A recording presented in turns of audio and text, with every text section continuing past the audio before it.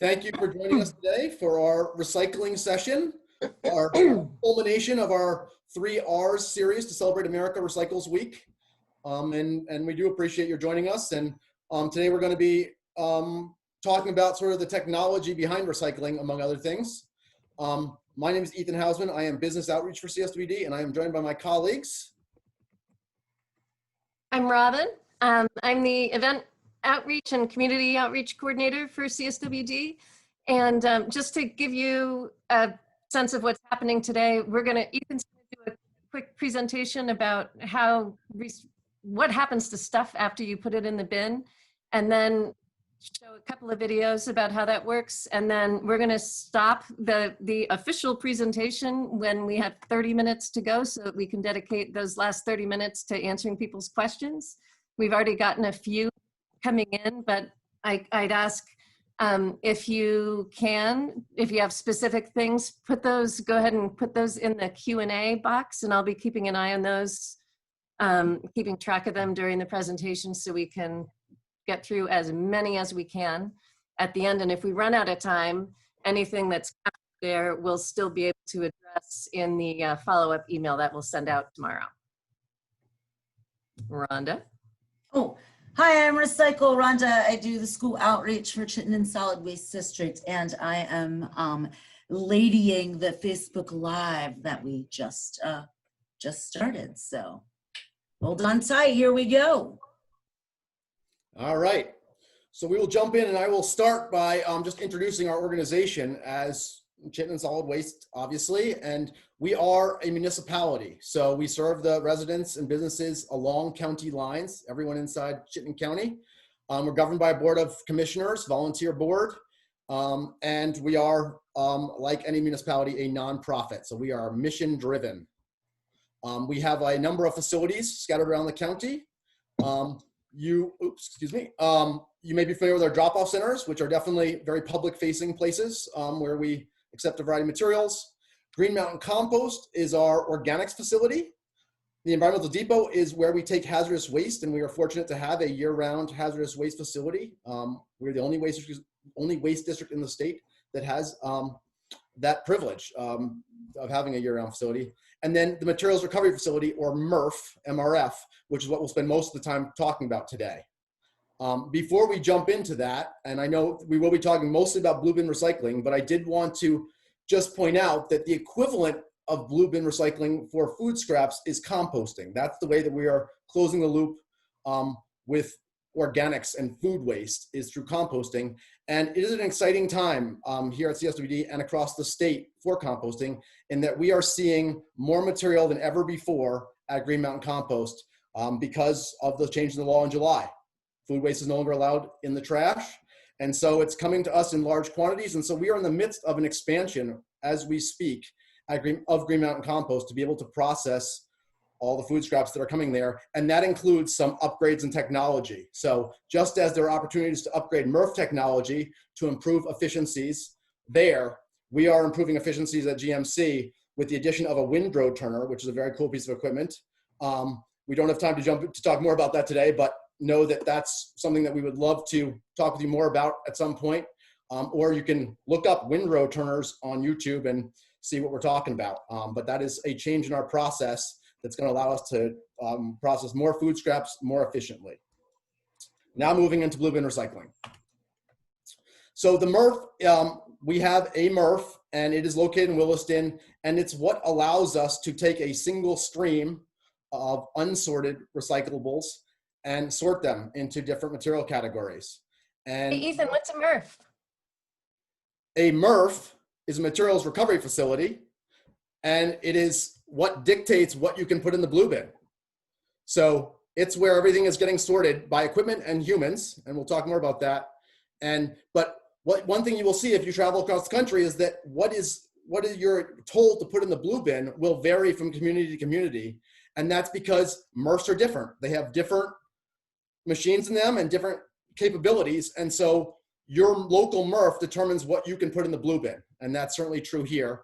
And we'll talk more about examples of things that will vary from community to community based on the technology in the MRF. This is just an example of how we message what's recyclable these days. We've gone to a more simplified message of paper and cardboard, and then single-use containers of a variety of material types. So we're talking less about the type of material and more about the format it's in. And I referenced single stream recycling, and I wanted to just make sure that I don't throw that term out without defining it and making clear that that is the system that we have here, where many different kinds of recyclables can go in the same bin. There are many exceptions to that as well, though. Things that are recyclable that we do not want you to put in your blue bin, or that would be unsafe to put in your blue bin, such as batteries, which cause fires at MRFs when they wind up there. So batteries should be recycled through special recycling by bringing them somewhere where they go into a bin by themselves as batteries. Single stream, though, is for single-use containers and paper and cardboard, as we talked about. And it's the ability of a MRF to sort that stuff out that allows us to put it all in together. And some different companies will call that different things. So it can be called blue bin recycling, or single stream, or zero sort, or all in one, and so forth. Ethan, I have a question. Yes. Do you have slides to show? Oh, I'm not showing slides. Yeah. I thought you were doing that, and then I was like, I thought maybe you thought you were sharing them, but That's what I thought. So it's all good. It's Zoom 101 here today at CSWD.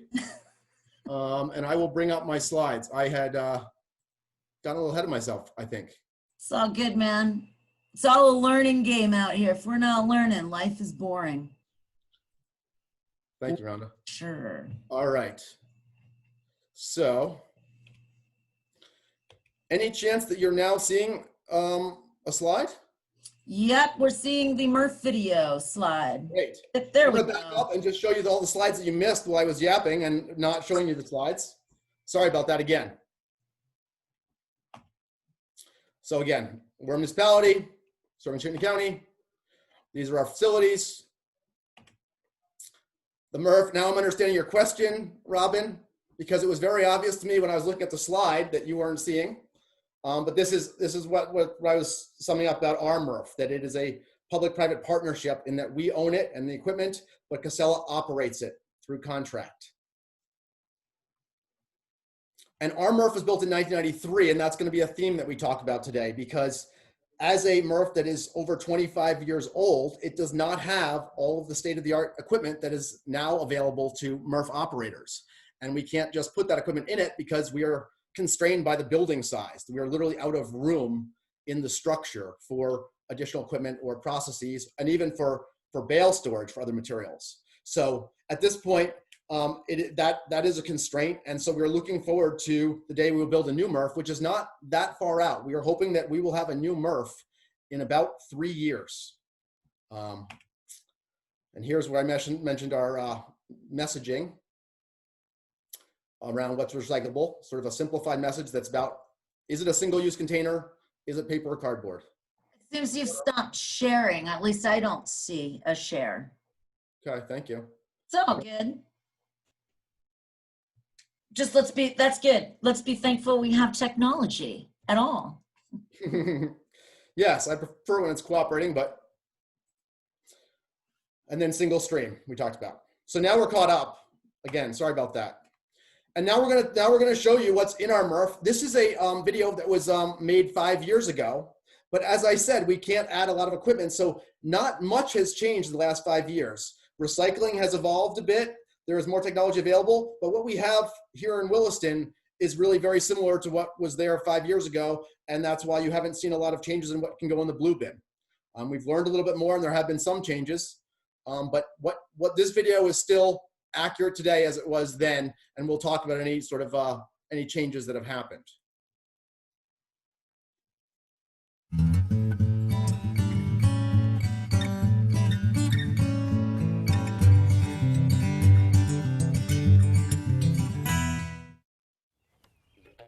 Your blue bin.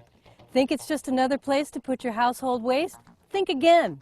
The things you put in this blue bin are actually valuable resources that are about to embark on an amazing journey we call recycling. This plastic bottle, when it falls into the bin, it's about to take a magic carpet ride to a new life. It could become another bottle or something like this leaf.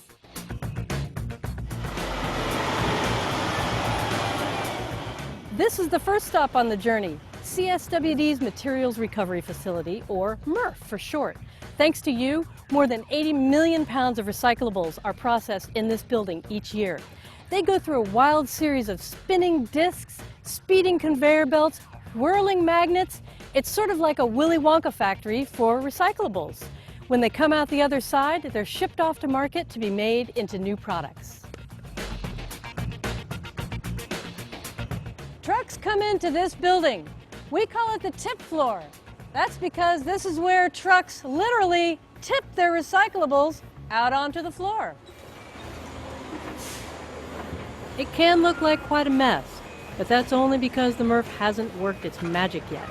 Another machine, a skid steer or a loader, pushes it all onto the first conveyor belt, where it heads up the hill and into the pre-sort room. The pre-sort room is where the first line of workers take off bags of shredded paper for special handling. They also take out items that made it into your bin by mistake, like styrofoam, plastic bags, and hazardous materials. It takes concentration and quick hands, but it's important to get these contaminants out now. Contaminants lower the value of recyclables, and they can get caught into the machinery or even injure workers. Cardboard is the first material to be sorted. A screening machine with spinning discs pulls off big pieces of cardboard while everything else drops through it onto a conveyor below. After the cardboard, glass is next. Your recyclables go through something called a bottle breaker, which does exactly what it sounds like. It crushes glass into small pieces. That crushed glass falls through a screen onto its own special conveyor. The rest of your recyclables are still on the move. They're heading for 2 more sorting screens. We call paper, like newspaper and office paper, fibers. These items float on top of the screens, while containers, like plastic bottles and metal cans, bounce down the hill. The fibers head for a conveyor where workers pull out boxboard and cardboard for separate recycling. And they pull off any trash that might have sneaked by the first steps. The plastic and metal containers are headed for a special machine called a ballistic screen, whose rows of paddle arms weed out any leftover fibers and drop the containers onto their own conveyor. The workers on the next line are looking for plastic containers like jugs, tubs, and bottles. These plastics may end up as plastic or composite lumber, bottle caps, or even fleece sweaters. Each worker on this line is looking for a different type of plastic to sort, and each type of plastic needs to be kept separate. That's because every type of plastic is different. Companies that buy the kind of plastic used in water and soda bottles, for example, don't want other plastics. The color of the plastic can also make a difference. A colorless plastic milk jug is worth more because it can be made into more things than one that has been colored orange or blue. Next up, metal. Ferrous metals, or metals with iron in them, are in for a fun ride as they pass under a high-powered electromagnet, which lifts them off the conveyor and drops them down a chute into a bunker below. The last sorter on the line is looking for aluminum. Aluminum cans, aluminum pipe hands, big balls of aluminum foil, and those products will be recycled into just about any other product you can think of made of aluminum. Aluminum siding, engine parts, or another aluminum can. After all the paper, plastics, and metal are sorted out, they're each baled into giant cubes that weigh up to 1,700 pounds apiece. These bales will be loaded onto tractor-trailer trucks and sold to companies that will recycle them into new products. These bales are worth a lot of money. Some are worth $30, some are worth more than $700.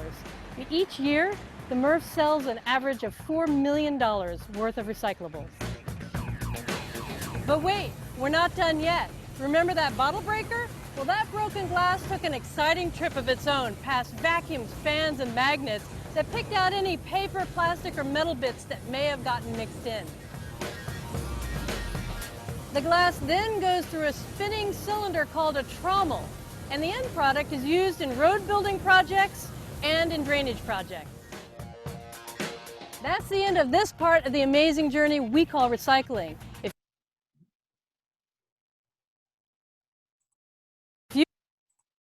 you were a newspaper or a plastic bottle, your journey would have taken you only a half an hour from door to door. If you ever have a question about what you can recycle in Chittenden County, check out. Okay, we'll wrap that up with there. And we're gonna now move into a different MRF and see what a MRF built more recently might have in it. So keep in mind, this is not here. And so the stuff that's accepted there and able to be processed there will be different than here, but there will be a lot of commonalities that you will see. And so the challenge that I'm gonna pose to you is to see what you notice, that what equipment might be new and different from what we have in our 90s era facility that you're seeing mentioned and described in this video of a facility built more recently, I think on the West Coast.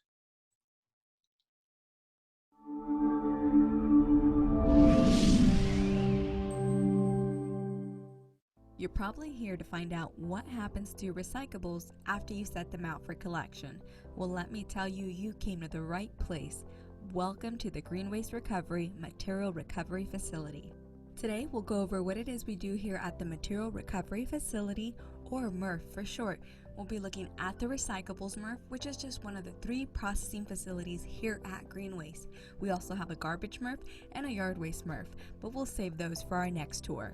The Recyclables MRF is currently processing about 1,000 tons of single-stream recyclables every day and recovers over 95% of those recyclables. The process starts here at the scale. Trucks are weighed in once they arrive and again after they are emptied. The difference is the number of recyclables that are delivered to us to be sorted and processed. Recyclables are brought in by collection trucks with material from both homes and businesses. Sorters will take the first look at the material while it is still on the tip floor. They'll pull out any large recoverable items and contaminants that can later get caught in the machines. Using bucket loaders, the material is fed into the metering bin, where it is then spread onto the conveyor belt to begin its journey through the MRF. Once on the conveyor belt, the first stop is the pre-sort stations, where sorters remove contaminants, large items, film plastic, bag shredded paper, and rigid plastic before the material goes through any of the machines. During this initial pre-sort process, unopened bags are also removed and tossed down a chute where a bag breaker mechanically opens the bags and a conveyor belt reintroduces the material to that same pre-sort line. Following the pre-sort stations, the OCC disc screen is used to separate cardboard from the recycling stream. OCC stands for Old Corrugated Containers. The OCC screen uses a series of rotating discs designed to sort the material by allowing paper and other objects to fall through the disc while the pieces of cardboard float over the top and onto a conveyor belt that leads to a quality control sort station before going into a bunker for later baling. Directly under the OCC screen, glass falls onto debris roll screens, separating glass from the rest of the material and moving it into a glass cleanup system before it is hauled away to be further processed at a glass processing facility. The polishing screens, like the OCC screen, have a series of rotating discs that are set to separate the different types of material. These discs can be adjusted as needed. Currently, there are 3 polishing screens. 2 screens are set to separate newsprint, while the other is set to separate mixed paper. The newsprint or mixed paper floats over the top and onto conveyor belts, while the plastic and metal containers fall back. After each screen is a quality control station where sorters remove any film plastic or contaminants. Having vacuums directly over the post-sort stations helps to remove film plastic more efficiently from the rest of the recyclables. The plastic and metal containers, after falling back, continue onto the electromagnetic separator, where a large magnetic conveyor belt attracts ferrous metals. As the conveyor belt rotates, the material is released once it reaches the discharge point. These metals go through a post-sort station and into a bunker for later baling. The remaining containers continue on. Plastic containers go through infrared sorting systems that separate plastic containers by the type of material they're made of. We have a series of 3 optical sorters set to separate PET beverage containers, HDP color and natural containers, and plastic containers numbers 2 through 7. After each optical sorter is a quality control station where sorters will pull off any material that isn't PET, HDPE, or plastics 2 through 7. Non-ferrous metals such as aluminum cans are separated using the eddy current separator by using a strong magnetic field to repel aluminum from the incoming material. After the eddy current separator, sorters will remove any contaminants or remaining recyclables from the scrap aluminum. Once the material has been sorted, we have 2 baler machines that are used to prepare the material for the market. Both machines can be adapted to be used for various types of material, and with the computer systems connected to the material bunkers, we can see when there's enough material accumulated for baling. After the material has been sorted and baled, forklifts load the material onto outbound trucks, which take the material to plastic processors, paper mills, or other end users so that the recycled material can be made into new products. We hope you enjoyed this tour of the recyclables, Merv. Okay, so there is some other technology that you may not have seen in the other video because we don't have it in our MRF. You also may have caught the reference to bags and bags being broken open, and that's certainly an example of something that we don't have, and so we do not want any material coming to our MRF in plastic bags because those bags then become a real problem and get wound around equipment and so forth. You saw that the MRF that we just looked at had actually vacuum chutes to pull that stuff away so that the workers didn't have to try to stuff it down into a bin. They just could put it up near the vacuum and have it sucked to some place where the contamination was being stockpiled. One of the pieces of equipment that was referenced here that we don't have was an optical sorter. And I am going to show one more video that demonstrates how an optical sorter using infrared technology operates and has slow motion, which I think is a great benefit. So here we go. So this is using infrared sensors to determine what the material type is, and then puffs of air along the lip of the conveyor that you see here to send materials into a different place than the ones that are just going straight down. We'll watch it in action.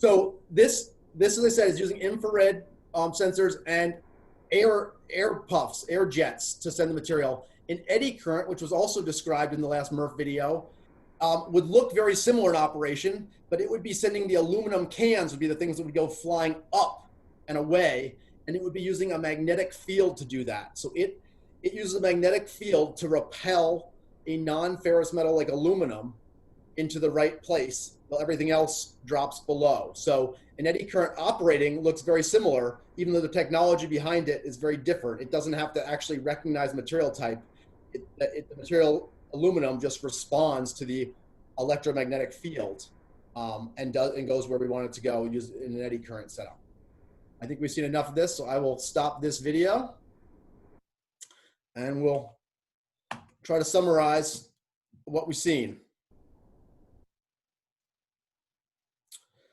So our MRF is full of loaders and skid steers moving things around inside the facility, conveyor belts, the glass bottle breaker machine, which is what you would see in a MRF being built today, is a glass bottle breaker, and that's at the outset of the process because glass is very abrasive, and you don't want humans handling broken glass either. It can be a safety issue. So you get that removed early on in the process by breaking the glass into small fragments that then filter down from the rest of the material using gravity.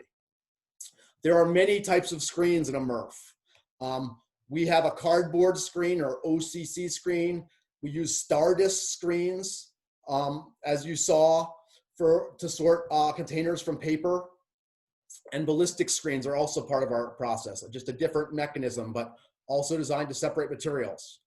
We have one baler in our MRF, and one thing that you might see in a future MRF would be more than one baler, so there's a redundancy, because if your baler goes down, all of a sudden your material starts to build up in your facility, and that's a problem when you can't bale it up to send it out. So having a backup baler is a luxury that a lot of new MRFs have. We do have an electromagnet that pulls off our ferrous metal, meaning for our purposes, steel cans. That's what it's capturing, is steel cans using a magnet. And then we have glass equipment that is a bunch of different types of equipment to try to clean glass and get all the little bits that wind up. Because glass is separated by having small pieces fall through by gravity, anything that's smaller than we want it to be, anything that's smaller than 2 inches, is going to wind up in the glass and then needs to be pulled out. So a magnet pulls out the ferrous metal that falls into the glass, and there's a vacuum that pulls out the paper labels from the glass bottles. And a vertical shaft impactor is what we call the machine that pulverizes the glass into a very fine form, similar to sand. And another screen as well there. In the MRF video the second MRF video we saw, the green waste facility, they mentioned the optical sorters. Then we saw one of those in slow motion.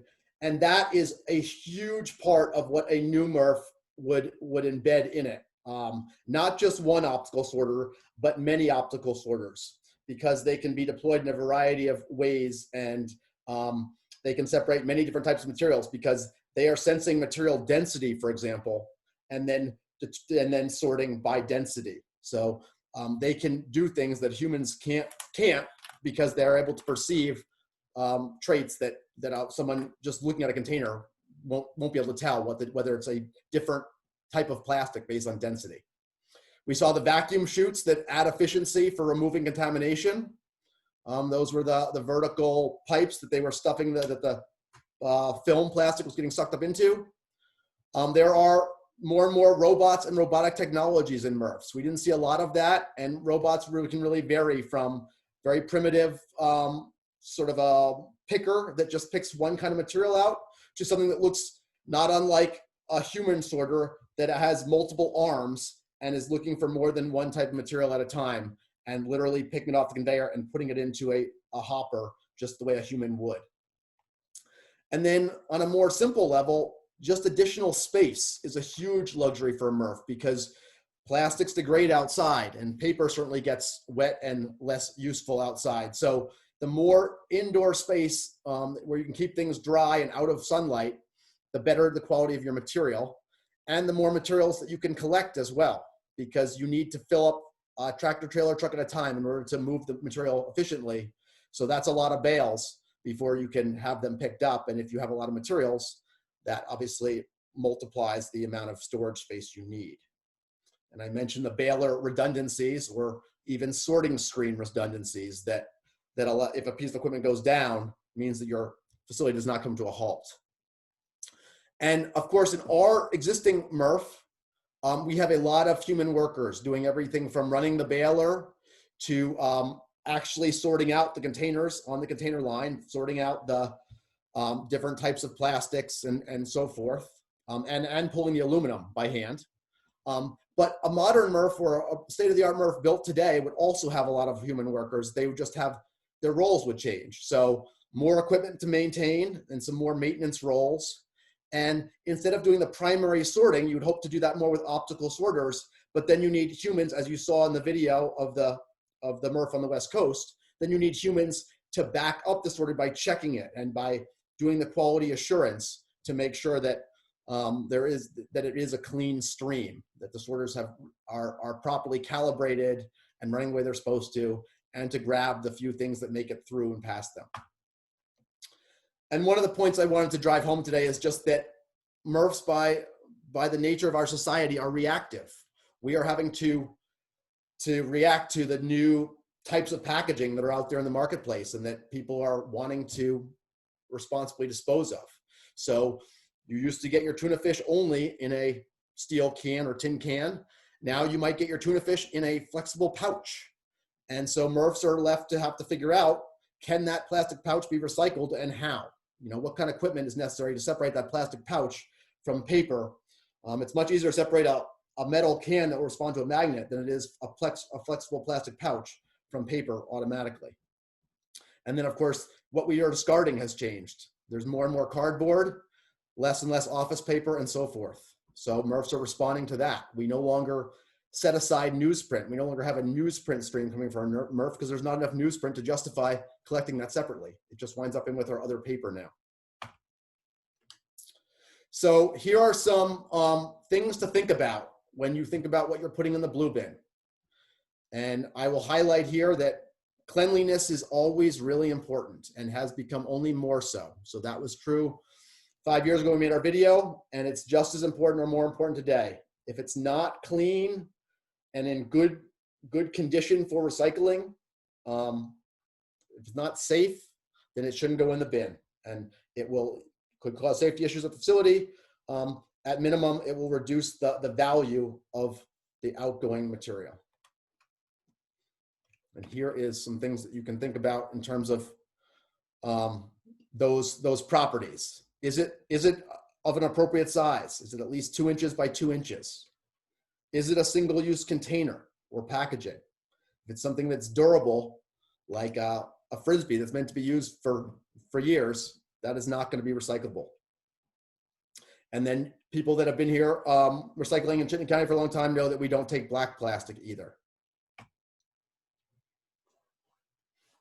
Again, there are many ways to promote recycling, but doing it right, putting the right stuff in the bin, putting clean material in the bin, and then buying things that are made from recycled material. PCR is post-consumer recycled content. And that usually means that it's something that's raw material came from a MRF. So buying products that tout they are made with post-consumer recycled content is a way to support the markets that make MRF recycling viable and efficient. So it's not just what you put in the bin, it's also supporting the use of that material as recycled material. And with that, we will turn it over for questions and some chump stumping.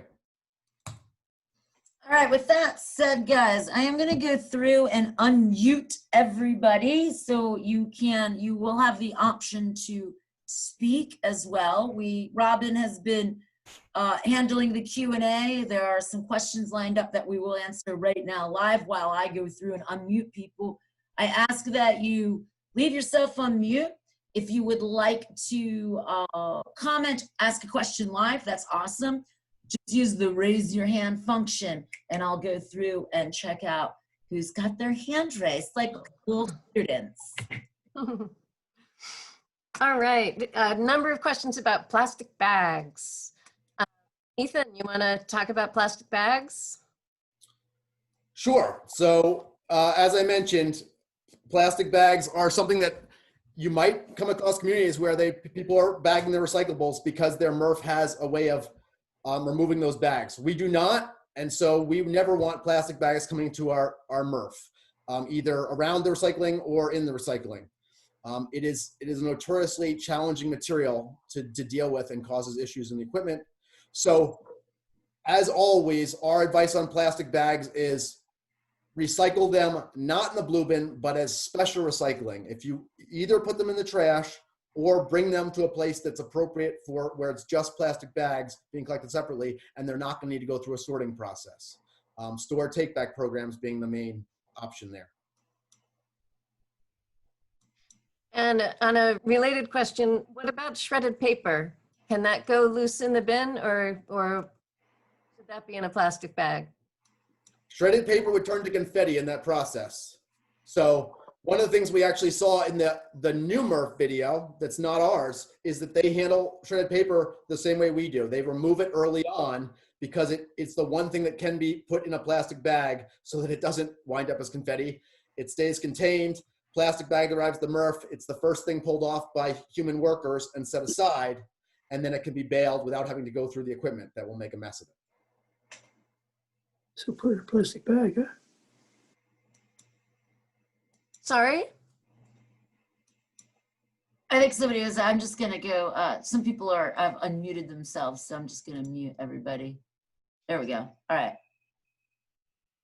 So yeah, so the only time we ever want plastic bags is for the shredded paper. It just keeps it from flying all over the place, and that way we're able, if it needs to be in a clear plastic bag so that they can see it's shredded paper, and they pull that off separately, and then all the shredded paper, it doesn't have to go through the sorting system, and we can just bale it separately, just as is.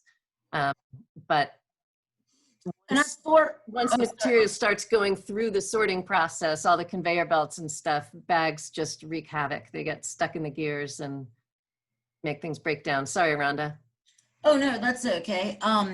So also with the plastic film, there was a question about like where to recycle those or whatever.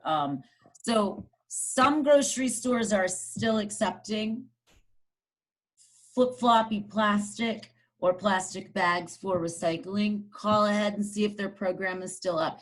If it is not, I did, because I put in a call out, shout out to somebody that I know at Trex, which is where a lot of this plastic film goes to get recycled eventually.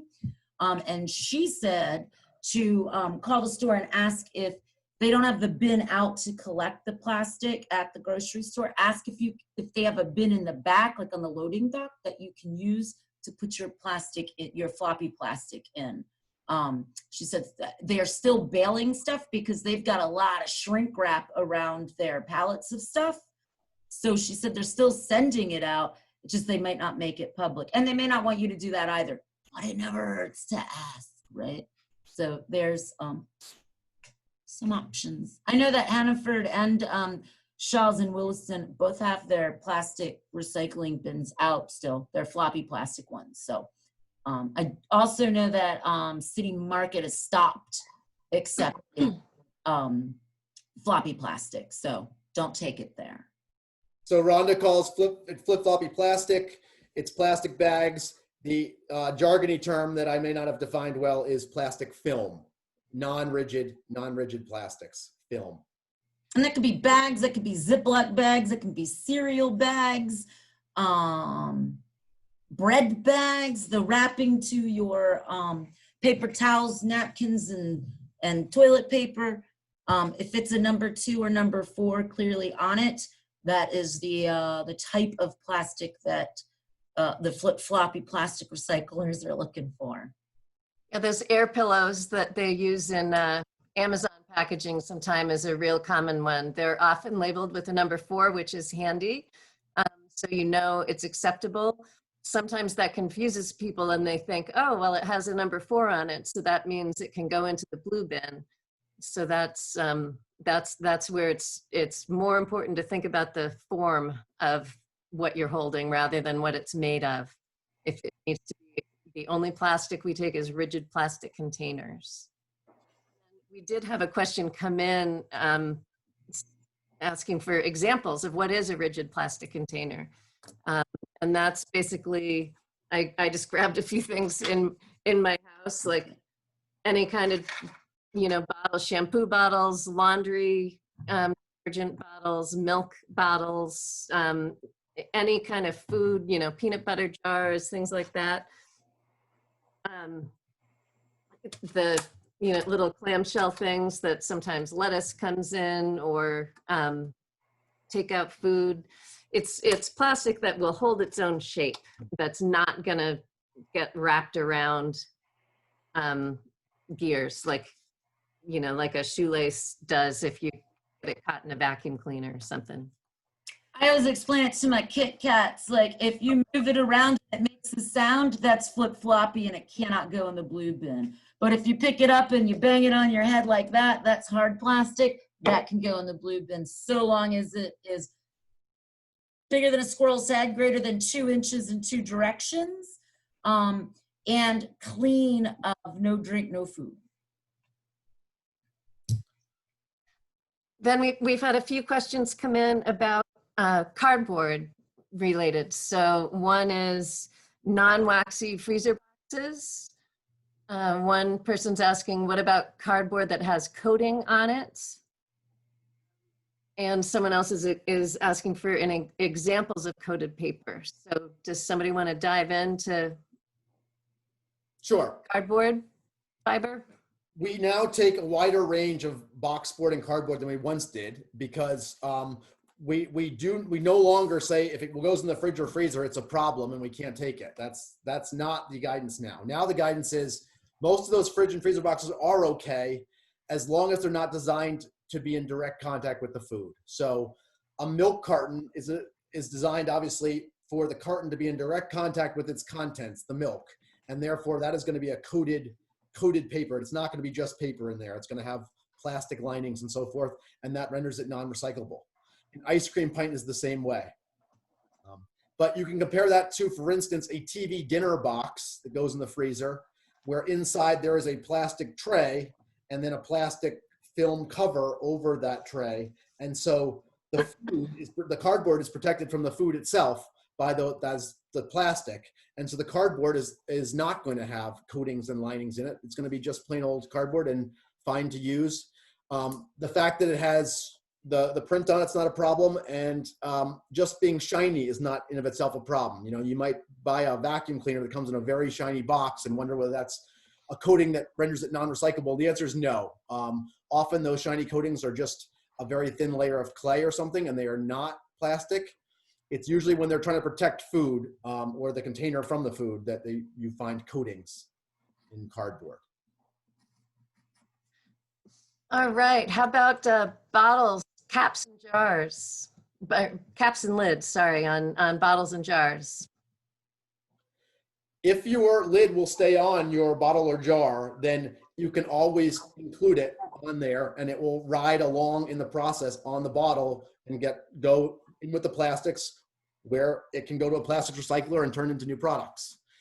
What we don't want is a loose, small cap. That is because that would violate our size minimum of 2 inches, 2 inches by 2 inches, and would fall in with the glass and then have to be cleaned out of the glass and wind up being landfill. So if it can stay on the container through the journey, great.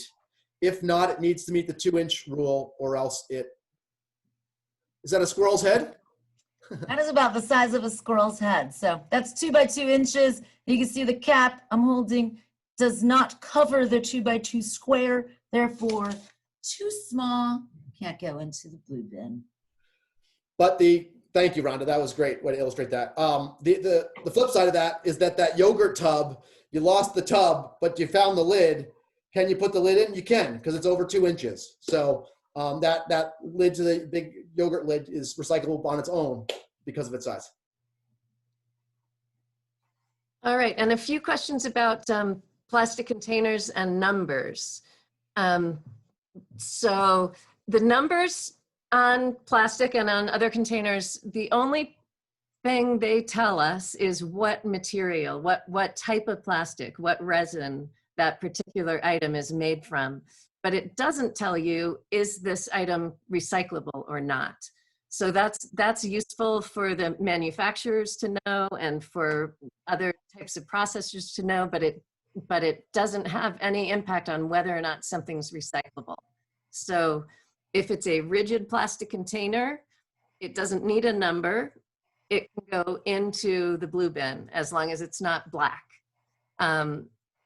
Conversely, even if it has a number, if it's not a rigid plastic container, it can't go in the blue bin. So those air pockets that we talked about, they have a big old number 4 on them, which is great. It tells us it's made from low density polyethylene, but it doesn't mean that it can go in the blue bin. So the numbers are not things that we want people to use as their primary reference on whether or not something goes in the blue bin. I'll go a step further and say that if it doesn't have a number in it, you can call that a recycling symbol. Once the number's in there, it's no longer a recycling symbol, it's a resin code. That is just a way of telling you that the number means the type of plastic. So when people ask me about the recycling symbol, I point out that's really meant more as a resin code type of plastic, not as an indication of recyclability. In the recycling world, the question is, what came first, the resin code or the recycling symbol?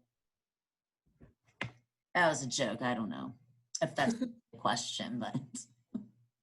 All right, let's see what else is coming There in. was a Aluminum question. foil. Oh, sorry, go ahead. Oh, aluminum foil. So aluminum foil illustrates a bunch of things. One illustrates that we are going to use the properties of physics to separate things. So a sheet of aluminum foil, as you would pull it off the roll, is likely to behave like a piece of paper and not go where we want it to go. So we want you to make it look more like a can by rolling it into a ball, so it'll wind up with the more three-dimensional objects as the equipment sort of sorts by the shape. It's also worth keeping in mind, though, that 2-inch constraint. It will wind up in the glass where we don't want it if that ball that you make with it is under 2 inches. So you may need to save up a couple pieces to put together or loosely ball it so it's over 2 inches. And it doesn't need to be clean, just like everything else that goes into the blue bin. Good point. And a few questions about cash register receipts and parchment paper. Rhonda, or you want me to take it? I'll take it, yeah. So parchment paper, typically because it's gonna have food on it, I'd say no. But if it's a clean piece of parchment paper, sure. There's a difference between parchment paper and wax paper. So wax paper is trash for sure. Parchment paper can, if it's clean with no food on it at all, and bigger than a squirrel's head, can theoretically go into the recycle bin. Cashier's receipts, as long, again, that they are, well, there's two specs to those, two lengths. One has to be longer than 2 inches and wider than 2 inches. So those really skinny ones typically don't fit the bill. But the fatter ones do, as long as they're longer than 2 inches. So they just have to be bigger than a squirrel's head. And 2, they can't be super long because then they can't come what I call tingle tangles. And we see a lot of tangly things in the MRF that do cause issues, anywhere from hoses, like garden hoses, to cassette tapes, and for those that might remember what those are. So they get really stringy and they get tied up too, and they just cause a lot of problems and safety issues because once I tripped over actually a receipt tape and almost fell while giving a tour. It was a great demonstration though of why we don't want tangly long things. So if you have a really long receipt, you did a big shop, you could like tear it into, shorter pieces, but we don't want anything longer than 2 feet coming up in there. So definitely check that. But there was a question that was emailed to us earlier too about the BPA in register receipts.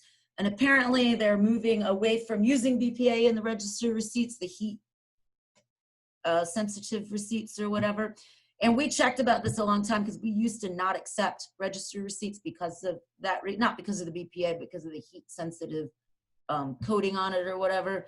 But we talked to the paper mills and the paper mills said they're fine. And so if you have a question about BPA being in the end product, call the paper mills and ask them, because I don't know, and I don't think that Robin, you guys don't know the answer to that either, right? Nope. End product part. So Hey, Ron, do we have folks with their hands raised, Rhonda, that we should be calling on, or should I? No, keep going. Nobody's brave enough to. I see a hand. Suzanne Laurie, go right ahead. Mute yourself, or do we need to do that? Got it. Can you hear me? Great. Yeah. Yes. Great. Thank you for this. So informative. What about all the various sizes of the plastic containers from nurseries when you repot your perennials and your annuals? It's a great question.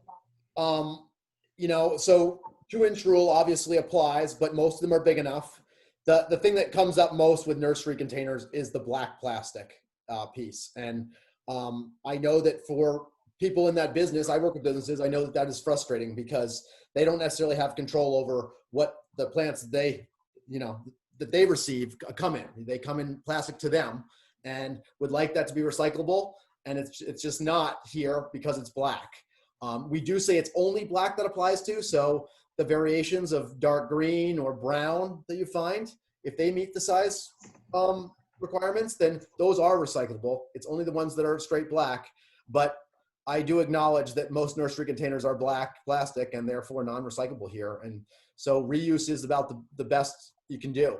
If Yeah, the- most take it back. places won't take them back anymore, the nurseries. What about the larger ones, like a hanging plant, green plastic pot? Like it's not the real flimsy ones, but it's more of like it's sturdier that you would put a, I would ask you whether you think that hanging one is meant for long-term use, and I think many of them are, that are sort of Okay. durable and not a single-use container.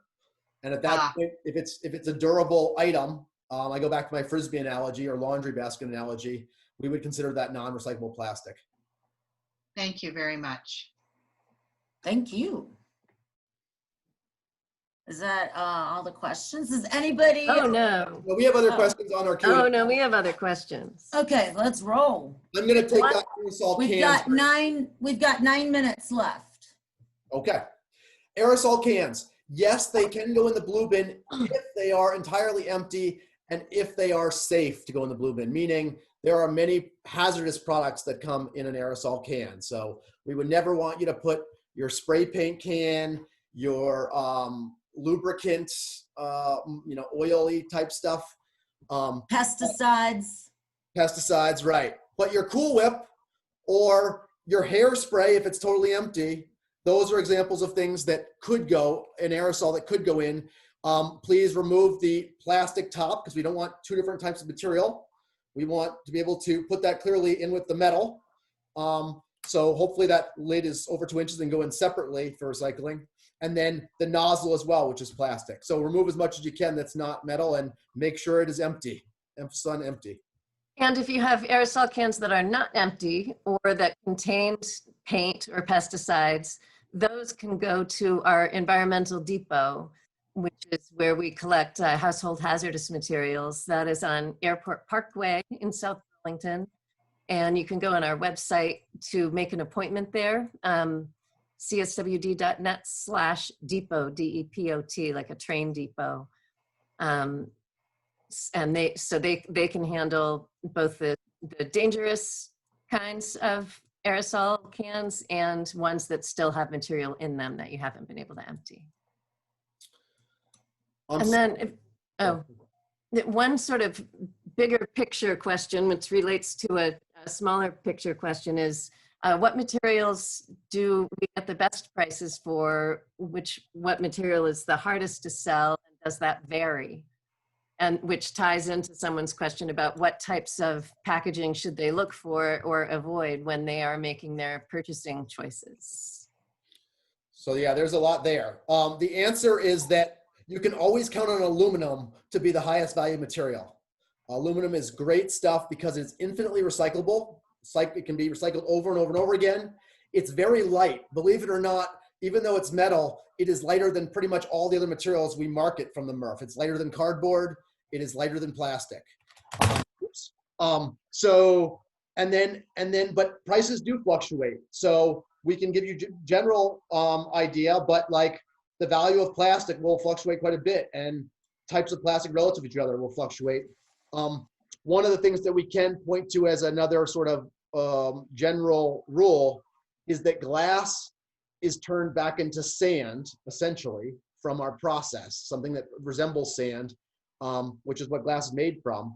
And so glass is hard to, so it tends to not have a very high value as recycled material, and it's also very heavy to transport. So both of those make it less easily recycled. And so it makes sense to keep it as local as possible. You don't want to have to move heavy sand long distances where it's not going to be worth that much on the other end. They can just dig out sand at a sand pit if they want to make more glass. So our sand is, when we can, it goes to a local quarry and is used in a mix for local projects like road base and so forth. So that would be an example of like the lowest, among the lowest value materials. Sometimes mixed paper, that price will vary widely with where we can market it, but that is also one of the materials we get less money for in general. So I can say, I just got current numbers from our last fiscal year, and for the last 2 years, we actually have not made any money on mixed paper. We actually have spent money to ensure it gets recycled to the tune of over $500,000 each year for the last 2 years on mixed paper. And that would be like your newspaper, junk mail, magazines, things like that. So it does definitely fluctuate with the years. It also fluctuates with what's happening worldwide. And That's another example where cleanliness matters too. Like mixed yes. paper, because it's a mix of things like junk mail that gonna have a lot of contaminants in it. It's gonna fetch a lower price than something that's real nice, clean, and pure. Yep. As far as the shopping choices piece, I'm not gonna spend too long on that because that gets very complicated. But I'll say first that keep in mind that ability to recycle or keep your packaging out of the landfill is a very important property, but it's not the only property of packaging. You know, how much energy went in to make it initially was obviously a key consideration, but we just don't see that as readily on the store shelf. You can't see how many joules of energy went in to make that product, but you can see pretty easily whether it's going to be recyclable in your community. So that's my word of caution about making recyclability the end and be all when shopping, but it's certainly something to consider. And then I would apply what we just said to that. So, you know, if it's packaged in aluminum, you know it's going to be recyclable and it will get recycled. Somebody's going to want that recycled aluminum. If it's packaged in glass, you know that it will be recycled, but it will not go to as high level of use. And that's true with plastic sometimes. Sometimes they're being turned into new single-use products that can be recycled. Sometimes they're being turned into something that's going to be a one-time use, like composite lumber, like fake wood gets put on a deck, might get used for 20 years, but when it's done, it's going to go to the landfill. It's not going to be recycled again.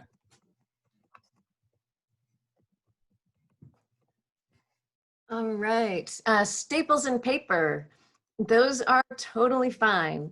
When it goes off to the paper mill, they're able to handle those. That's not a problem.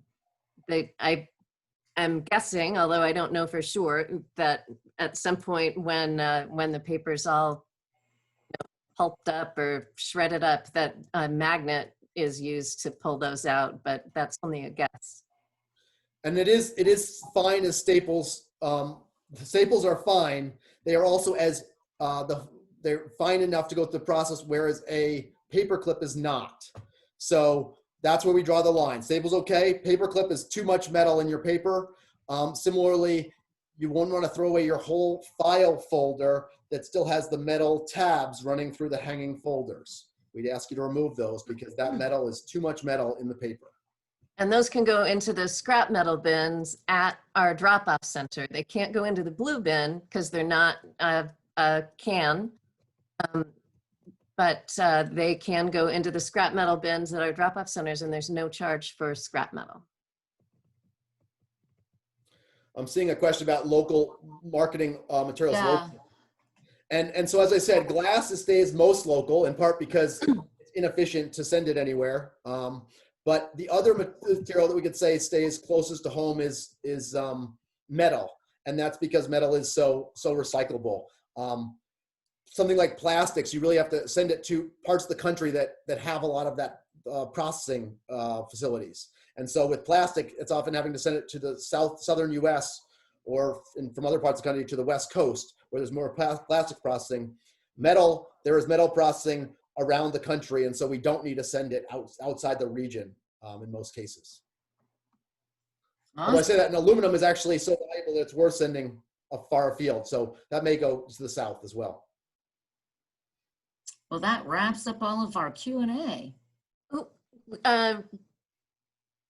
Just two more real quick ones that I caught. One is not a question, but just another piece of information. Michelle has pointed out Price Chopper also is still accepting plastic bags. Yep. Then someone wanted to know what happens to those, why they're able to recycle them, whereas we can't.